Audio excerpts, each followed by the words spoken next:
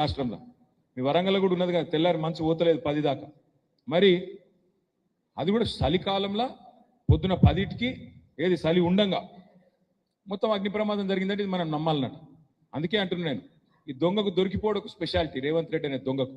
అందుకే ఖచ్చితంగా మరి ఈ చలికాలంలో జరిగిన అగ్ని ప్రమాదం చేయించబడ్డ ప్రమాదంగానే ప్రజలు భావిస్తా ఉన్నారు. ఒక పకడ్బందీ ప్రణాళికతో రేవంత్ రెడ్డి అనే నేరగాడు క్రిమినల్ తన క్రిమినల్ మనస్తత్వంతో ఆధారాలను మాయం చేయడానికి ఫోరెన్సిక్ ల్యాబ్ను తగలబెట్టించినాడు అని మేము రాష్ట్ర ప్రజలతో పాటు మేము కూడా భావిస్తా ఉన్నాము.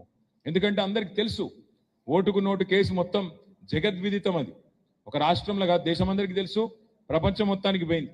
కానీ ఇక్కడ అతి ముఖ్యమైన విషయం ఏంటంటే, తాను తప్పించుకోవడానికి, తన కేసులకు వెళ్ళి బయటపడడానికి న్యాయస్థానంలో తుది దశకు వచ్చింది. ఇప్పుడు ఈ కేసు 11 ఏళ్ల తర్వాత న్యాయస్థానంలో చివరి దశకు వచ్చింది.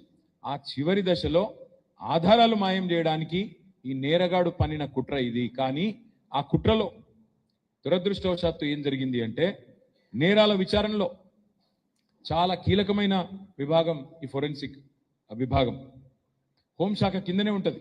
కానీ వాళ్ళు ఏం జరిగింది, పట్టపగలే అక్కడ ఉన్న ఇతర 100,000 కేసుల ఆధారాలు కూడా ఆహుతైపోయినాయి.